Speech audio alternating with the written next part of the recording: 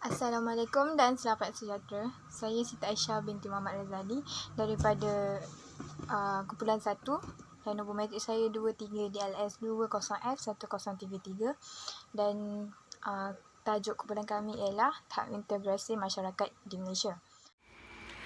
Hai, Assalamualaikum. Nama saya Nur Takifah Husna binti Muhammad Zain daripada kelas DLS 1C dengan nombor matrik 23 DLS 20F1029. Assalamualaikum, saya Nur Karmila binti Haris Fazila dari kelas DLS 1C. Nombor matrik 23 DLS 20F1037. Assalamualaikum dan selamat sejahtera. Saya Nur Aisyah binti Ibrahim dari kelas DLS 1C. Nombor matrik saya 23 DLS 20F1025. Yang pertama ialah segrasi. Segrasi bahasa mudanya ialah terpisah ataupun pemisahan. Pemisahan yang dari aspek yang pertama ialah pemisahan antara satu etnik dengan etnik yang lain. Okey. Dan dari aspek kedua ialah pemisahan antara, contohnya pemisahan antara aspek pekerjaan, penempatan, kemudahan awam. Okey, bagi contoh, masa dulu masyarakat Melayu, orang Melayu yang biasanya bekerja sebagai nelayan akan duduk di kawasan-kawasan kampung, manakala orang Cina yang bekerja sebagai peniaga pelombong biji timah akan duduk di kawasan-kawasan bandar. Dan manakala orang India yang biasanya bekerja sebagai penoreh getah akan duduk di kawasan-kawasan di estate ataupun di ladang-ladang. Okey. Dan ia juga dari segi pendidikan pula dia terpisah kepada 3. Kalau orang Melayu di sekolah Melayu, orang Cina di sekolah Cina, dan orang India di sekolah India. Orang Cina mengikut sukatan di negara mereka, di negara Cina. Orang India mengikut sukatan di negara India, mengikut sukatan negara India. Dan ia juga didasari oleh undang-undang ataupun dasar apartheid di Afrika Selatan. Dan formula untuk segrasi ni untuk lebih mudah ialah A pisah dengan B pisah dengan C, ataupun A/B/C. Terusnya, asimilasi. Asimilasi ialah proses pencatuman dan penyatuan etnik yang berlainan budaya sehingga membentuk satu kelompok budaya dan identiti yang sama. Proses ini bermakna kumpulan budaya sesuatu kaum atau etnik minoriti menerima budaya kumpulan etnik yang dominan. Dengan kata lain, proses asimilasi akan berlaku dengan adanya 3 perkara. Yang pertama, etnik yang mempunyai budaya yang berbeza. Yang kedua, etnik tersebut sentiasa berinteraksi. Yang ketiga, interaksi etnik berlaku dalam tempoh yang agak lama. Satu proses yang berlaku apabila mana-mana kelompok berfikir, berperasaan secara berlainan, menjadi satu dalam kesatuan sosial serta budaya yang sama. Contoh yang dapat dilihat di Malaysia ialah masyarakat Melayu di Thailand, masyarakat Cina kampung di Kelantan dan masyarakat Baba dan Nyonya di Melaka. Asimilasi yang paling berjaya dapat dilakukan di negara ialah seperti Indonesia yang masyarakatnya mempunyai nama yang sama walaupun etnik yang berlainan. Asimilasi terbahagi kepada 2 jenis, iaitu asimilasi budaya dan asimilasi struktur. Asimilasi budaya ialah proses apabila kumpulan minoriti belajar ciri kebudayaan masyarakat tuan rumah. Contohnya bahasa, pakaian dan adat untuk diamalkan dalam kehidupan seharian. Identiti mereka tetap tidak terhapus. Manakala asimilasi struktur pula ialah satu proses apabila anggota kumpulan minoriti berjaya menyertai institusi utama dan aktiviti sosial dalam masyarakat dominan. Contoh formula bagi konsep ini ialah A tambah B tambah C sama dengan A. A di sini mewakili golongan dominan, manakala B dan C mewakili golongan etnik minoriti. Akomodasi. Apa itu akomodasi? Akomodasi adalah satu proses di mana etnik menyadari norma dan nilai-nilai mereka antara satu sama lain. Namun, mereka tetap mempertahankan budaya masing-masing. Akomodasi juga adalah satu keadaan atau proses apabila kelompok-kelompok yang berkonflik bersetuju untuk menghentikan atau mengelakkan konflik dengan mengadakan interaksi secara aman dan damai. Proses penyesuaian ini berlaku di Malaysia kerana setiap kumpulan etnik bebas mengamalkan budaya mereka dalam keadaan harmoni. Contohnya adalah kepelbagaian bahasa, pengalaman agama dan kepercayaan secara bebas bagi kelompok etnik. Di peringkat pemerintahan pusat, setiap etnik masing-masing.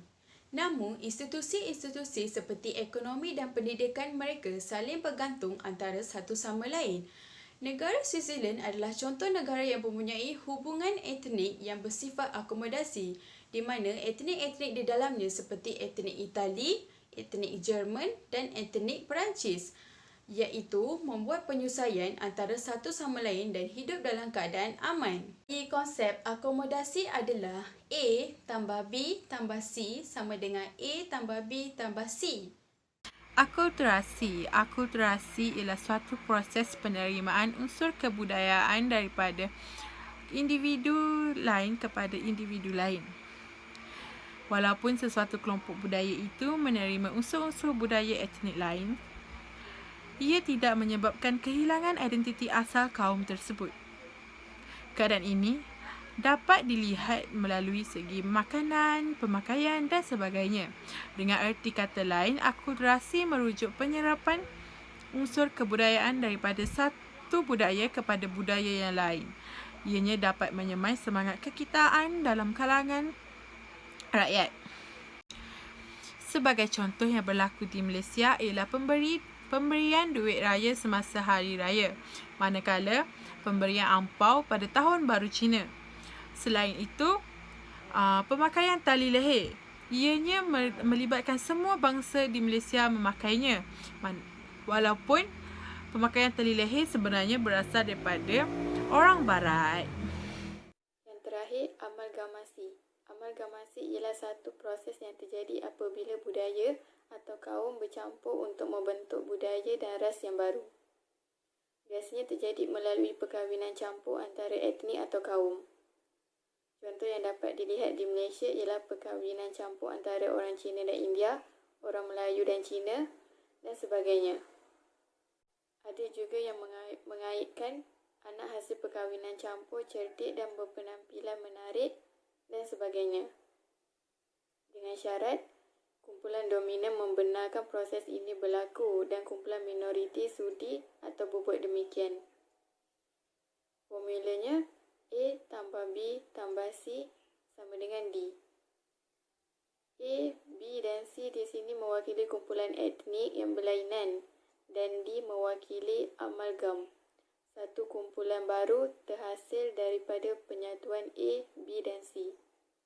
Masyarakat majmuk di Malaysia adalah kesan daripada perkahwinan campur di Malaysia sejak dulu hingga kini. Ini saya akan bincangkan tentang integrasi ekonomi. Baiklah kawan-kawan, apa itu integrasi ekonomi? Integrasi ekonomi adalah satu proses bagi mewujudkan satu identiti nasional dalam kalangan kumpulan yang terpisah dari segi kebudayaan, sosial dan lokasi dalam sesebuah unit politik. Terdapat 3 faktor yang mempengaruhi integrasi ekonomi. Yang pertama, perdagangan ASEAN. Yang kedua, dasar pandang ke timur. Yang ketiga, dasar ekonomi baru. Daripada 3 faktor ini, apakah kebaikan yang diperoleh? Yang pertama, dapat mengurangkan dan akhirnya dapat membasmi kemiskinan dengan meningkatkan pendapatan dan menambah peluang-peluang pekerjaan untuk semua rakyat Malaysia tanpa mengira kaum. Kedua pula, dapat mempercepatkan proses penyusunan semula masyarakat Malaysia untuk memperbetulkan ketidakseimbangan ekonomi supaya dapat mengurangkan dan seterusnya menghapuskan pengenalan kaum mengikut fungsi ekonomi. Kawan-kawan, Marilah kita tengok faktor-faktor wujudnya integrasi ekonomi. Yang pertama, rusuhan 13 Mei 1969 yang menjadi sejarah hitam. Yang kedua, dasar pecah perintah yang diperkenalkan oleh British. Yang ketiga, perbezaan pemahaman agama dan budaya. Yang keempat, aktiviti berlainan ekonomi. Baiklah, seterusnya saya akan terangkan apa itu integrasi kebudayaan. Integrasi kebudayaan adalah usaha membentuk satu kebudayaan kebangsaan. Strategi ke arah integrasi yang memainkan peranan ialah masyarakat.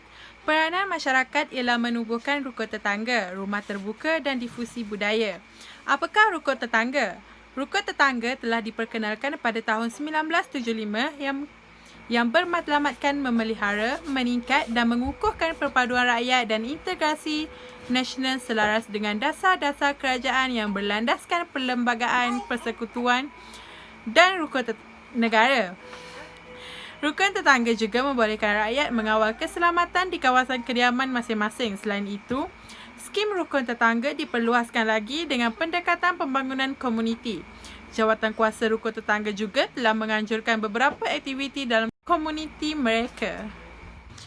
Peranan masyarakat yang kedua ialah rumah terbuka. Rumah terbuka tidaklah bertujuan mengembangkan agama dengan penganut agama lain, tetapi amalan rumah terbuka memberi kefahaman kepada rakyat bukan Islam tentang nilai hidup ajaran Islam yang menganjurkan sifat berbaik-baik sesama manusia. Selain itu juga, amalan rumah terbuka ini sesuatu yang unik bagi Malaysia kerana telah mendorong menyumbang kepada keamanan dan kebaikan keadaan negara kita. Peranan masyarakat yang ketiga ialah difusi budaya. Difusi bermakna proses penyebaran unsur-unsur budaya daripada seorang individu kepada individu yang lain atau daripada satu masyarakat kepada satu masyarakat yang lain. Difusi penyerapan budaya bermula daripada pedagang-pedagang yang berlaku secara sukarela yang tidak disedari. Difusi budaya juga berlaku melalui unsur kesenian dan keagamaan. Kini proses difusi sangat cepat berlaku kerana terdapat berbagai-bagai kemudahan sistem komunikasi yang terbesar dan tersebar luas seperti radio, televisyen dan filem. Dasar-dasar pembangunan negara yang mempengaruhi integrasi politik di Malaysia. Terdapat 3 dasar iaitu dasar ekonomi baru, dasar pembangunan negara dan dasar wawasan negara. Dasar ekonomi baru bermatlamat mencapai perpaduan negara dengan memperbetulkan ketidakseimbangan sosioekonomi yang wujud antara kaum dan wilayah. Selain itu, mempertingkatkan pelibatan kaum Bumiputera dalam bidang perniagaan dan perindustrian. Kedua, dasar pembangunan negara yang bermatlamat mencapai pembangunan seimbang bagi mewujudkan masyarakat yang bersatu padu dan adil. Selain itu, ia juga mewujudkan sebuah masyarakat perdagangan dan perindustrian Bumiputera. Dan juga gagasan DPN digerakkan atas landasan yang kukuh, membentuk pembangunan seimbang yang menjadi aspek keadilan sosial, nilai etika dan moral acuan tempatan. Ketiga, dasar wawasan negara melalui pengenalan wawasan 2020 mewujudkan bangsa Malaysia yang bersatu padu, progresif dan makmur. Ianya juga meningkatkan daya tahan dan daya saing ekonomi di Malaysia. Integrasi sosial. Maksud integrasi sosial ialah proses penyesuaian unsur-unsur yang berbeza dalam masyarakat sehingga menjadi satu kesatuan. Unsur-unsur yang berbeza tersebut dapat meliputi perbezaan kedudukan sosial, ras etnik, sistem nilai dan norma. Syarat-syarat integrasi sosial. Yang pertama, nilai dan norma sosial itu berlaku cukup lama dan dijalankan secara konsisten. Yang kedua, masyarakat berhasil menciptakan kesepakatan. Seterusnya, faktor pendorong integrasi sosial. Ada 3. Yang pertama, toleransi terhadap kelompok-kelompok manusia dengan kebudayaan yang berbeza. Yang kedua, sikap saling menghargai orang lain dengan kebudayaannya. Yang terakhir, persamaan dalam unsur-unsur kebudayaan. Selain itu, integrasi politik. Ia merangkumi usaha-usaha menyatupadukan rakyat melalui kerjasama dan pembahagian kuasa politik. Terdapat 3 aspek yang mempengaruhi integrasi politik. Yang pertama, perbezaan struktur politik. Yang kedua, sekularisasi budaya politik. Yang ketiga, penyertaan politik yang besar oleh rakyat. Satu kaedah untuk mewujudkan integrasi politik ialah dengan mengadakan pilihan raya setiap 5 tahun untuk memberi peluang rakyat memilih pemimpin mereka. Integrasi pendidikan. Integrasi pendidikan ialah untuk mewujudkan satu sistem pendidikan yang bercorakkan kebangsaan dan sempurna dari segi integrasi jasmani dan rohani. Contohnya, kerajaan telah mewujudkan sekolah wawasan. Sekolah wawasan ni dia mempunyai semua etnik dalam satu sekolah. Jadi mereka boleh, contohnya, pelbagai etnik dalam satu sekolah mereka dapat berinteraksi. Contohnya etnik Bidayu, etnik Bugis, etnik Iban, Kerazan. Mereka ni akan bercampur dan berinteraksi dan mewujudkan integrasi. Dan juga kerajaan telah mewujudkan mata pelajaran Tamil dan Cina sebagai mata pelajaran elektif. Maksudnya mata pelajaran tambahan ataupun bahasa kedua. Jadi pelajar boleh memilih untuk dari pelbagai pelajar dari bangsa lain. Contohnya bangsa Melayu ingin belajar bahasa Tamil, mereka boleh meminta untuk belajar bahasa tersebut. Ini dapat memangkin proses interaksi dan integrasi antara kaum. Integrasi nasional. Apa itu integrasi nasional? Integrasi nasional ialah satu proses menyatu padukan pelbagai kumpulan dalam pelbagai kumpulan yang mempunyai perbezaan dari segi kebudayaan dan sosial dalam satu sistem wilayah untuk mewujudkan satu identiti nasional. Dan apakah tujuannya? Tujuannya untuk mengatasi masalah perbezaan geografi dengan merapatkan hubungan interaksi dan sosial supaya wujud persefahaman antara penduduk dan suku kaum yang ada. Integrasi wilayah. Apa itu integrasi wilayah? Integrasi wilayah ialah untuk mengurangkan jurang perbezaan ekonomi antara wilayah yang maju dengan yang mundur. Faktor yang mempengaruhi integrasi wilayah ni, dia bermula macam ni. Malaysia adalah sebuah negara yang berasaskan sistem kenegaraan Melayu yang memang asasnya memang orang Melayu yang ada di negara ini. Selepas itu, sejak British datang menjajah Malaysia, British telah merubah peta politik tanah Melayu. Setiap tahun, ribuan pendatang Cina dan India tiba di tanah Melayu sehinggalah pada tahun 1931, dan apabila bancian dibuat, orang bukan Melayu lagi banyak daripada orang Melayu di tanah Melayu. Oleh itu, integrasi wilayah ini pun muncul.